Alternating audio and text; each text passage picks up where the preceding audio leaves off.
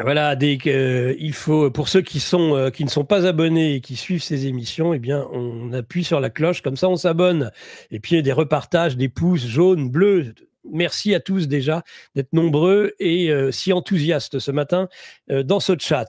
Et je suis content et je suis enthousiaste à mon tour de recevoir Maxime Chex maintenant dans cette matinale. Bonjour mon cher Maxime. Bonjour mon cher Nicolas, est-ce que vous m'entendez? Formidablement bien, c'est parfait. Tout est parfaitement réglé. Maxime Chex, journaliste indépendant, essayiste, traducteur, pour ses deux ouvrages maîtres, La guerre de l'ombre en Syrie et La guerre de l'ombre en Ukraine. C'est le dernier que vous voyez en incrustation juste derrière Maxime. Eh ben, on vous a découvert en tout cas pour GPTV la semaine dernière au travers d'une émission qui a été rediffusée depuis sur la chaîne YouTube GPTV, c'était dimanche à 9 h, sur, eh bien, justement, en particulier la guerre de l'ombre, plutôt en Ukraine, puisque c'est le livre actuellement dont vous faites la promotion, c'est bien ça. Exactement. Et d'ailleurs, merci de Rappelez-moi m'inviter pour cela, notamment. rappelez-moi l'éditeur. C'est aux éditions Éric Bonnier. C'est ça, c'est ça. Donc on le retrouve, ce livre, dans les meilleures librairies, et sinon, de toute façon, sur Internet. Et on peut aussi récupérer La guerre de l'ombre en Syrie. Alors, pas encore, il n'est pas réimprimé malheureusement. Ah, alors il a été en rupture de stock, alors. Ouais, on se concentre sur le livre actuel, sur l'Ukraine. Après, la difficulté, c'est que j'ai pas eu le temps, vu que j'étais sur le livre concernant l'Ukraine, je n'ai pas eu le temps de mettre à jour le livre La guerre de l'ombre en Syrie. Donc, j'en prépare une traduction en anglais. Je l'espère pour l'année prochaine. Le livre a beaucoup évolué, mais il sera vraiment actualisé puisque les choses ont évolué depuis que je l'avais publié en 2019. Elles ont d'ailleurs considérablement évolué en Syrie. Alors Maxime, même si on va surtout parler, donc on parle des guerres de l'ombre, des guerres clandestines, c'est un sujet qui en effet intéresse beaucoup aujourd'hui sur le théâtre ukrainien, sur le théâtre russe. On le voit d'ailleurs se développer. Il y a aussi Jacques Beau qui a écrit un livre sur ce sujet tout dernièrement et qui a fait en même temps que vous cette promotion.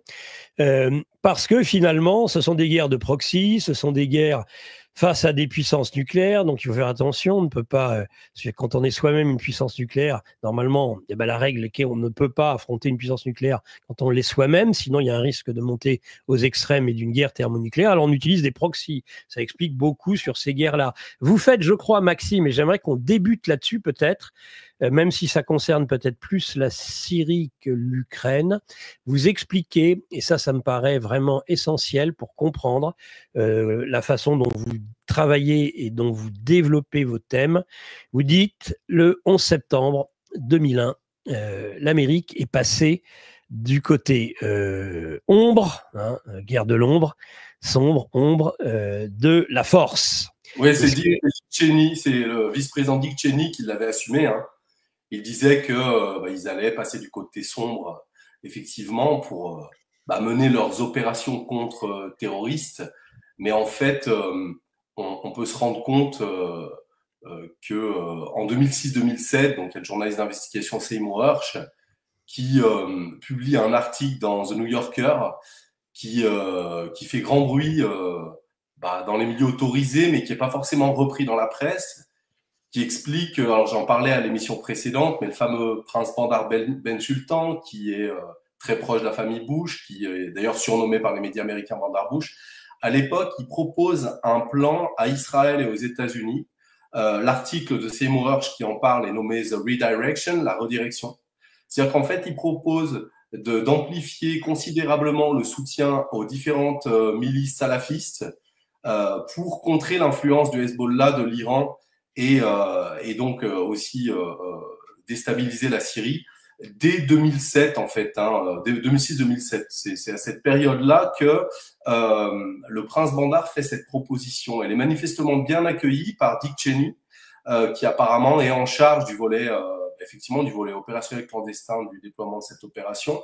Et un certain nombre d'experts estiment que c'est à partir de ce moment-là que les États-Unis et leurs alliés saoudiens notamment se sont mis à soutenir à nouveau ce que moi j'appelle la nébuleuse djihadiste, hein, en tout cas au Moyen-Orient, qui a permis de renverser Bachar el-Assad. Alors pas immédiatement, mais à partir de, on l'a vu, hein, à partir de 2018-2019, les rebelles, comme on les appelait dans les médias occidentaux, avaient semblé perdre la guerre. En fait, ils s'étaient regroupés au nord-ouest de la Syrie, dans la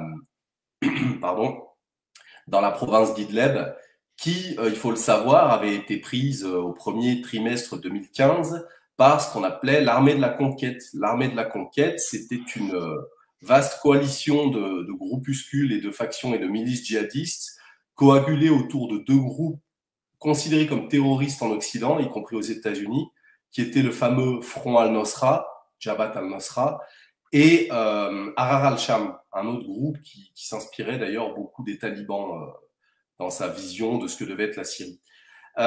Et donc, c'est apparemment grâce, alors ça, les sources sont totalement consultables Oui. chez les experts aux États-Unis ou dans la presse grand public.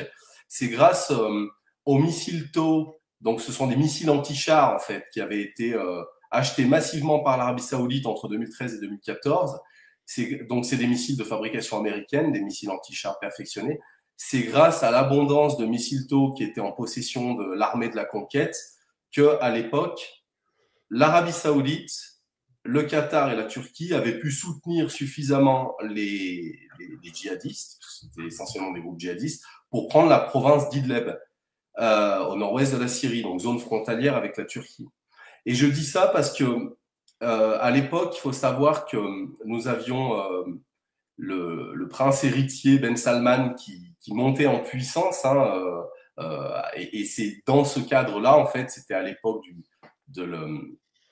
c'était à cette époque précise que la Turquie et le Qatar d'un côté et l'Arabie Saoudite de l'autre avaient commencé à améliorer leurs relations qui étaient plutôt tendues dans les premières phases du conflit en Syrie.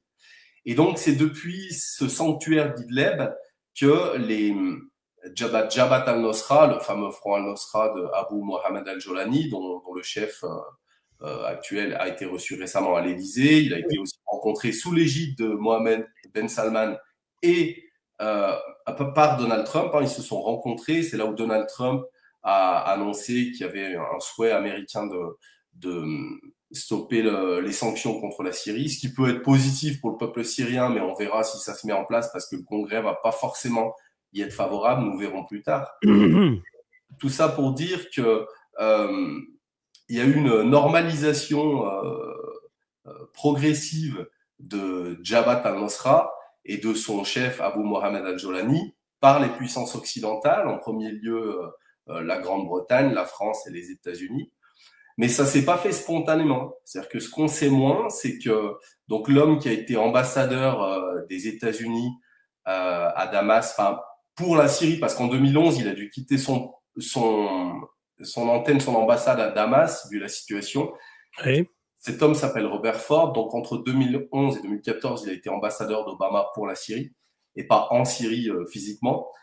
Cet homme a révélé récemment qu'il avait été approché par une ONG. Alors, je vais mettre des guillemets sur le N de ONG parce que je vais expliquer pourquoi. Oui, le N de non. Ouais, ouais, exactement.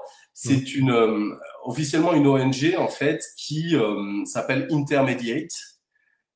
Alors c'est sorti récemment hein, dans Independent Arabia.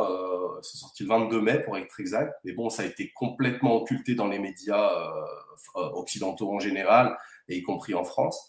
Donc l'ambassadeur Robert Ford dit qu'il a été approché par Intermediate à la fin 2013 pour aider Intermediate à les mettre en lien déjà avec le gouvernement britannique et surtout à faire de Abu Mohammed al-Jolani, donc l'ancien chef du Front al-Nosra, hein, un homme d'État en fait, pour le coacher, pour qu'il puisse, au niveau communication, qu'il puisse être formé pour apparaître comme un homme d'État dans les médias.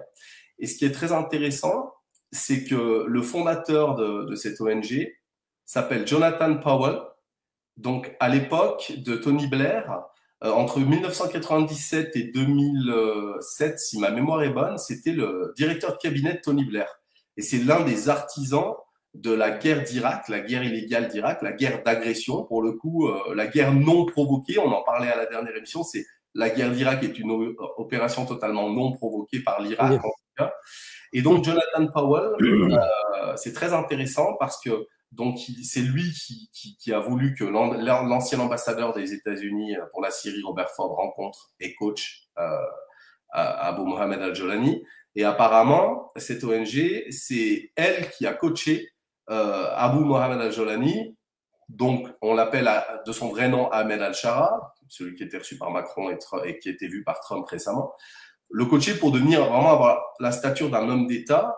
Et en novembre 2024, ce même Jonathan Powell, donc qui est le fondateur de Intermediate, devient le conseiller à la sécurité nationale de Keir Starmer.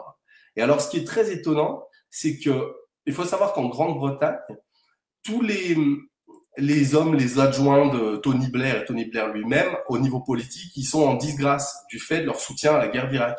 Oui. Jonathan Powell lui-même avait dit en privé qu'il savait que Saddam Hussein ne développait pas d'armes de destruction massive, mais en revanche, il était persuadé qu'il fallait renverser Saddam Hussein, puisqu'il était on appelle ça les interventionnistes libéraux. D'aucuns aux États-Unis les appellent les liberal hawks, hein, les faucons libéraux. En fait, en gros, ce sont les alliés des néoconservateurs. Et donc, en fait, ça marque, à mon avis, la nomination de Jonathan Powell en novembre 2024, soit quelques jours avant l'accession au pouvoir de Abu Mohamed Al-Jolani, l'ancien chef du Front al-Nosra. Le fait que Jonathan Powell revienne en grâce dans la politique britannique, c'est pas un hasard, c'est que cet homme avait maintenu une influence considérable parce que Intermediate, son ONG, qui est méconnue, qui est quasi inconnue en France, sont établir des contacts clandestins, notamment avec des groupes terroristes, pour favoriser la paix officiellement. Là, pour le coup, c'était pour faire de Abu Mohamed Al-Jolani quelqu'un de présentable et quelqu'un de... C'est ça. Et donc, il est aujourd'hui conseiller à la sécurité nationale de Keir Starmer, et ça marque, à mon avis, vraiment, c'est ce qui symbolise la puissance du lobby, entre guillemets, néoconservateur, c'est un terme générique, mais du lobby occidentaliste, pro-guerre, très anti-russe, très anti, évidemment, Hezbollah, Iran, etc., puisque en Grande-Bretagne, ces forces-là, elles sont très pro-israéliennes et pro-états-uniennes. Et donc, pour moi, c'est inquiétant. C'est-à-dire qu'il faut un conseiller à la sécurité nationale au sein du 10 Downing Street. C'est le numéro 2 de la politique étrangère en Grande-Bretagne. Si c'est le numéro 1, c'est l'homme qui impulse et coordonne toutes les politiques qui ont attrait à la sécurité nationale et à l'insécurité internationale, parce que j'ai pas l'impression aujourd'hui que la Grande-Bretagne œuvre pour la sécurité internationale et globale et la paix mondiale. Collective, oui. C'est le moins qu'on puisse dire, Maxime.